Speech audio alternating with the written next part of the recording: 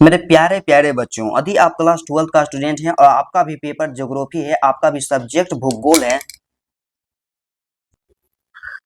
मेरे प्यारे प्यारे बच्चा पाठी, यदि आप क्लास 12 का स्टूडेंट हैं और आपका भी पेपर ज्योग्राफी है, आपका भी पेपर भूगोल है और आप भी इस बार 2027 में बिहार बोर्ड इंटर का एग्जाम देंगे, तो बाबू आज का क्लास आप सभी के सभी बच्चे के लिए बहुत ही ज्यादा वीवीआई है, क्योंकि पूरे किताब से टॉप 50 वीवीआई ऑब्जेक्टिव क्वेश्चन को लेकर के आए हैं। तो आप लोग क्या कीजिएगा, इस वीडियो को शुरू से लेकर के अंत तक देखिएगा, क्योंकि आपकी परीक्षा में 100% आने की गारंटी है। तो चलिएगा मेरे प्यारे प्यारे दोस्तों, सबसे पहला प्रश्न लगाइएगा कि मानव भूगोल का जनक किसे कहा जाता है। तो याद रखिएगा, रेट जेल को कहा जाता है, ऑप्शन नंबर बी को। ठीक है, उसके बाद नेक्स्ट जो प्रश्न हमारे पास आ गया है, तो इसका आंसर क्या होगा बताइएगा कि मानव भूगोल मानव समाजों और धरातल के बीच संबंधों का संश्लेषित अध्ययन, यह किसका कथन है। तो यह जो कथन था ना बाबू, रेट जेल का ही कहना था, ऑप्शन नंबर ए को ही बिल्कुल सही कीजिएगा। और उसके बाद नेक्स्ट जो प्रश्न हमारे पास 3 नंबर का है कि संभववाद अवधारणा में किस घटक को महत्वपूर्ण माना जाता है। तो देखिए, संभववाद की जो अवधारणा होती है उसमें मानवीय घटक को महत्वपूर्ण माना जाता है, ऑप्शन नंबर बी को बिल्कुल सही कीजिएगा। और उसके बाद नेक्स्ट जो प्रश्न हमारे पास 4 नंबर का है कि निश्चयवाद के प्रवर्तक कौन है। तो निश्चयवाद के प्रवर्तक कौन हो जाएंगे, Griffith Taylor, option number A. उसके बाद नेक्स्ट जो प्रश्न हमारे पास है कि निम्न में से कौन सा एक मानव भूगोल का उपागम नहीं है। तो कौन है मानव भूगोल का उपागम नहीं है, तो याद रखिएगा, मात्रात्मक क्रांति को बिल्कुल सही कीजिएगा। और उसके बाद 6 नंबर का प्रश्न हमारे पास है कि निम्न में से कौन सा एक जनसंख्या परिवर्तन का घटक नहीं है। तो जनसंख्या परिवर्तन का घटक कौन सा नहीं है, तो नगरीकरण जो है इसका बिल्कुल सही आंसर होगा। और उसके बाद 7 नंबर में बताइएगा कि विश्व में सर्वाधिक जनसंख्या वाला देश कौन सा है। तो सबसे ज्यादा जनसंख्या भारत का है विश्व में, और दूसरा नंबर पर कौन आता है, चीन आता है दूसरा नंबर पे, याद रखिएगा इतना। ठीक, उसके बाद 8 नंबर का प्रश्न हमारे पास है कि किस महाद्वीप में जनसंख्या वृद्धि दर सबसे ज्यादा अधिक है, सर्वाधिक है। तो सबसे ज्यादा जनसंख्या का वृद्धि दर जो है सबसे ज्यादा अधिक कहाँ है, तो अफ्रीका में है, ऑप्शन नंबर ए को सही कीजिएगा। ठीक है, 9 नंबर का कहना है कि निम्न में से कौन सा एक एक विरल जनसंख्या वाला क्षेत्र नहीं है। तो विरल जनसंख्या वाला क्षेत्र कौन सा नहीं है, तो ऑप्शन नंबर सी जो हमारा होगा बिल्कुल सही, दक्षिण पूर्वी एशिया बिल्कुल सही हो जाएगा। ठीक है, उसके बाद नेक्स्ट जो प्रश्न हमारे पास आ गया है, अगला प्रश्न की ओर बढ़ते हैं 10 नंबर में कि निम्न में से कौन सा एक प्रतिकर्ष कारक नहीं है बच्चों। तो प्रतिकर्ष कारक कौन सा नहीं है जी, तो चिकित्सा और शैक्षणिक सुविधाएं, ऑप्शन नंबर सी को बिल्कुल सही कीजिएगा। और उसके बाद बताइएगा कि मानव भूगोल सूचकांक, जिसे कि हम लोग HDI कहते हैं, उसका प्रतिपादन किसने किया था। तो इसका प्रतिपादन जो किए थे डॉक्टर महबूब उल हक ने किया था, ऑप्शन नंबर बी को। और उसके बाद अगला जो प्रश्न है कि मानव विकास सूचकांक में भारत के किस राज्य की स्थिति उच्चतम है। तो इसका सिंपल आंसर होगा केरल होगा, ऑप्शन नंबर सी को बिल्कुल सही कीजिएगा। और उसके बाद बताइएगा कि निम्न में से कौन सा मानव विकास का स्तंभ नहीं है। तो मानव विकास का स्तंभ इनमें से कौन सा नहीं है जी, तो ऑप्शन नंबर डी को बिल्कुल सही कीजिएगा। जनसंख्या जो मानव विकास का स्तंभ नहीं है, क्योंकि देखिए क्षमता भी है, उत्पादकता भी है और सतत पोषणीयता भी है, ऑप्शन नंबर जो हमारा डी होगा बिल्कुल सही आंसर होगा हो जाएगा। ठीक है, उसके बाद नेक्स्ट जो प्रश्न हमारे पास आ गया 14 नंबर का कि यहाँ पे क्या कहता है कि प्राथमिक क्रियाओं में निम्न में से कौन सा कार्य शामिल है। तो इसमें से कौन सा प्राथमिक क्रिया में कार्य शामिल है, तो इसका जो सही आंसर क्या हो जाएगा बच्चों, सभी बच्चे यहाँ पे ऑप्शन नंबर ए को सही कीजिएगा, कृषि को। ठीक है, उसके बाद बताइएगा कि निम्न में कौन सी रोपण फसल नहीं है। तो रोपण फसल कौन सा नहीं है मेरे प्यारे बच्चों, तो गेहूं जो है ना बाबू, रोपण फसल नहीं है, ऑप्शन नंबर जो सी होगा बिल्कुल सही आंसर हो जाएगा। ठीक है, उसके बाद 16 नंबर का प्रश्न हमारे पास है कि सहकारी कृषि सबसे ज्यादा अधिक सफल किस देश में है।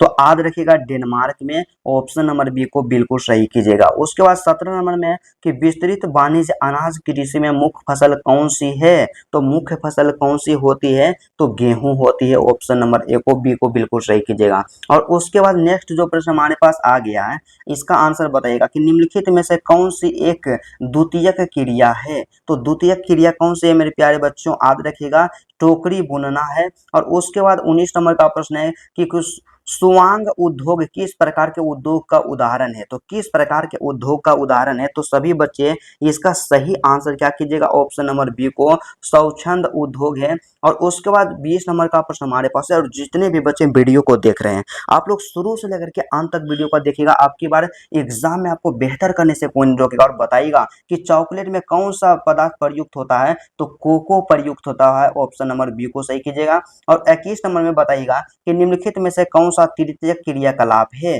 तो तृतीयक क्रियाकलाप कौन सा है बच्चों? व्यापार है। कौन सा है? व्यापार है, ठीक है। और उसके बाद बताइएगा यहाँ पे कि श्वेत कॉलर मतलब कि व्हाइट कॉलर श्रमिक किस क्षेत्र से संबंधित है? तो किस क्षेत्र से संबंधित है? तो इसका जो सही आंसर क्या हो जाएगा, काफी ज्यादा मोस्ट इंपोर्टेंट है, ऑप्शन नंबर डी को सही कीजिएगा, चतुर्थक हो जाएगा ऑप्शन नंबर डी, ठीक है। और उसके बाद हमारे पास जो प्रश्न है 23 नंबर का कि निम्नलिखित में से कौन सा एक पंचम क्रियाकलाप का उदाहरण है? तो पंचम क्रियाकलाप का उदाहरण कौन सा है? तो यहाँ पे देखिए, यहाँ पे परामर्शदाता भी है, अनुसंसाधन भी है और नीति निर्धारक भी है। तो ऑप्शन नंबर डी जो होगा हमारा बिल्कुल बिल्कुल सही आंसर होगा, ठीक है।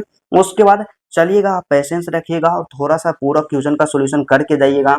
और उसके बाद चलिए नेक्स्ट जो प्रश्न हमारे पास आ गया 24 नंबर का आंसर बताइएगा कि बिग पुश सिद्धांत या पाइपलाइन का संबंध किससे है? तो देखिए बिग इंच पाइपलाइन जो संबंध है ना बाबू, इसका संबंध किससे? पेट्रोलियम से है। और उसके बाद चलिए नेक्स्ट प्रश्न एग्जाम में कई बार पूछा गया है कि पनामा नहर किसको जोड़ती है? तो पनामा नहर जो जोड़ती है ना बाबू, याद रखिएगा ऑप्शन नंबर ए को, यहाँ पे कैरेबियन सागर को प्रशांत सागर से जोड़ती है, ऑप्शन नंबर ए को बिल्कुल सही कीजिएगा। और उसके बाद क्या है कि सुएज नहर का निर्माण कब हुआ था? तो देखिए सुएज नहर का जो निर्माण किया गया था, कब किया गया था? इसका सही आंसर ऑप्शन नंबर ये हो जाएगा 1869 में किया गया था। और उसका 27 नंबर का प्रश्न हमारे पास आ गया है कि विश्व का सबसे लंबा यहाँ पे कॉन्टिनेंटल रेल मार्ग कौन सा है? तो इसका जो सही आंसर क्या हो जाएगा, ऑप्शन नंबर ए को सही कर लीजिएगा, ट्रांस साइबेरियन रेल मार्ग। और उसके बाद नेक्स्ट जो प्रश्न हमारे पास आ गया है 28 नंबर का कि विश्व व्यापार संगठन जिसे कि हम लोग WTO कहते हैं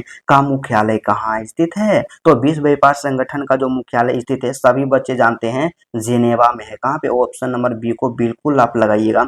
और उसके बाद 29 नंबर में बताइएगा कि ओपेक क्या है? ओपेक का मुख्यालय कहाँ है बच्चों? तो ओपेक का जो मुख्यालय है सभी बच्चे याद रखिएगा कहाँ है? जिनेवा है, ऑप्शन नंबर ए को सही कीजिएगा। और 30 नंबर में बताइएगा कि भारत में प्रथम जनगणना किस वर्ष हुई थी? तो भारत में सबसे पहली जनगणना जो हुई 1872 ईस्वी में, ऑप्शन नंबर ए को बिल्कुल सही कीजिएगा। और उसके बाद नेक्स्ट प्रश्न की ओर बढ़ते हैं। तो 31 नंबर का प्रश्न है हमारे स्क्रीन पे आ गया, थोड़ा सा पेशेंस रखिएगा और बताइएगा इसका आंसर कि भारत में पहली पूर्ण जनगणना कब हुई थी? तो भारत में सबसे पहली जो पूर्ण जनगणना हुई है 1881 में हुई है। उसके बाद बताइएगा 32 नंबर के 2011 की जनगणना के अनुसार भारत का जनसंख्या घनत्व कितना था? तो 2011 के जनगणना के अनुसार देखा जाए तो भारत का जो जनसंख्या घनत्व था 382 व्यक्ति, ठीक है। उसके बाद यहाँ पे प्रश्न है कि 2011 की जनगणना के अनुसार भारत में सबसे अधिक जनसंख्या घनत्व वाला राज्य कौन सा है? तो यहाँ पे देखिए बाबू, सबसे अधिक जनसंख्या घनत्व बिहार में था, ऑप्शन नंबर जो हमारा बी होगा, बी को बिल्कुल सही कीजिएगा। और उसके बाद क्या है कि भारत में किस राज्य की जनसंख्या सर्वाधिक है? सबसे ज्यादा जनसंख्या किस राज्य की है? तो यूपी की है, उत्तर प्रदेश की जनसंख्या सबसे ज्यादा है। और उसके बाद 35 नंबर का प्रश्न हमारे पास है कि भारत का न्यूनतम जनसंख्या घनत्व वाला राज्य कौन सा है? मतलब सबसे कम जनसंख्या कहाँ पे है बच्चों? तो सभी बच्चे याद रखेगा अरुणाचल प्रदेश। क्या अरुणाचल प्रदेश का जनसंख्या घनत्व सबसे ज्यादा कम है? और उसके बाद बताइएगा कि भारत में सबसे अधिक नगरीकृत राज्य कौन सा है? तो भारत में सबसे ज्यादा नगरीकृत राज्य कौन सा है? तो याद रखिएगा गोवा है। कौन सा? गोवा। उसके बाद बताइएगा कि निम्नलिखित में से कौन सा एक मध्यकालीन नगर है? तो यहाँ पे याद रखिएगा कि आगरा जो है ना बाबू, आगरा एक मध्यकालीन नगर है, ठीक है। उसके बाद यहाँ पे प्रश्न है क्या है कि यहाँ पे मेगालोपोलिस शब्द का सर्वप्रथम प्रयोग किसने किया था? तो सर्वप्रथम प्रयोग किसके द्वारा किया गया था? तो इसका जो सही आंसर होगा ऑप्शन नंबर ये हो जाएगा, जीन गोटमैन के द्वारा किया गया था। और उसके बाद नेक्स्ट प्रश्न की ओर बढ़ते हैं। तो हमारे पास 39 नंबर का क्वेश्चन आ गया है। तो क्या कहना है कि खरीफ फसल की कृषि ऋतु क्या है? मतलब खरीफ फसल की ऋतु क्या होती है, कब से कब तक बोई जाती है? तो इसका सही आंसर क्या होगा? तो प्रश्न संख्या 39 का सही आंसर ऑप्शन नंबर सी हो जाएगा, जून से सितंबर इसका टाइमिंग होता है। और उसके बाद 40 नंबर का प्रश्न आ गया है कि भारत में हरित क्रांति की शुरुआत कब हुई थी। तो भारत में हरित क्रांति की जो शुरुआत की गई थी ना बच्चों, कब की गई थी? 1960 के दशक में की गई थी, ठीक है। और उसके बाद 41 नंबर में बताइएगा कि निम्नलिखित में से कौन सी भारत में भू उपयोग श्रेणी नहीं है। क्या भू उपयोग श्रेणी नहीं है? तो इसका सही आंसर हो जाएगा ऑप्शन नंबर सी हो जाएगा, सीमांत भूमि हो जाएगा। और उसके बाद 42 नंबर का प्रश्न है कि कॉफी का सबसे बड़ा उत्पादक राज्य कौन सा है। तो कॉफी का सबसे ज्यादा उत्पादन जो किया जाता है कर्नाटक में किया जाता है। ऑप्शन नंबर सी को बिल्कुल सही कीजिएगा।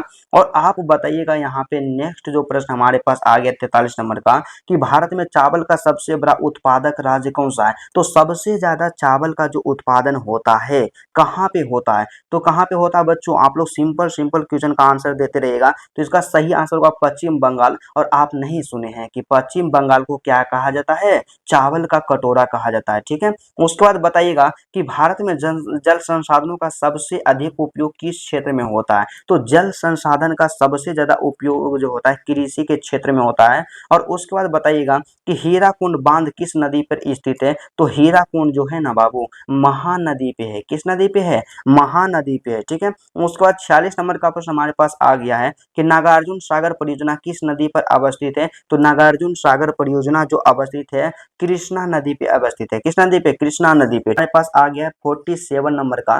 तो सभी बच्चे इसका आंसर आप लोग दीजिएगा, बताइएगा कि भारत में तांबे का सबसे बड़ा उत्पादक राज्य कौन सा है। सबसे ज्यादा तांबा का उत्पादन कहाँ पे किया जाता है? तो सभी बच्चे इसका सही आंसर क्या कर लीजिएगा? ऑप्शन नंबर बी को मध्य प्रदेश में किया जाता है, ठीक है। उसके बाद 48 नंबर में बताइएगा कि अंकलेश्वर तेल क्षेत्र किस राज्य में स्थित है बाबू। तो अंकलेश्वर जो है ना दोस्तों कहाँ पे है? गुजरात में है। ऑप्शन नंबर बी को सही कीजिएगा। 49 नंबर में है कि कोरबा कोयला क्षेत्र किस राज्य में स्थित है। तो कोरबा कोयला क्षेत्र जो स्थित है छत्तीसगढ़ में स्थित है। और आज की क्लास का सबसे अंतिम प्रश्न, सभी बच्चे इसका आंसर बताइएगा कि भिलाई इस्पात संयंत्र किस राज्य में स्थित है। क्या झारखंड में है या छत्तीसगढ़ में है या ओडिशा में है या पश्चिम बंगाल में है? सभी बच्चे इस क्वेश्चन का आंसर कमेंट बॉक्स में जरूर बताइएगा और सभी बच्चे के कमेंट को लाइक करेंगे। तो यदि आपको वीडियो अच्छा लगा तो सबसे पहले वीडियो को आप लोग लाइक कीजिएगा, चैनल पे नए हैं तो चैनल को आप लोग सब्सक्राइब करके अपने दोस्तों के पास शेयर कीजिएगा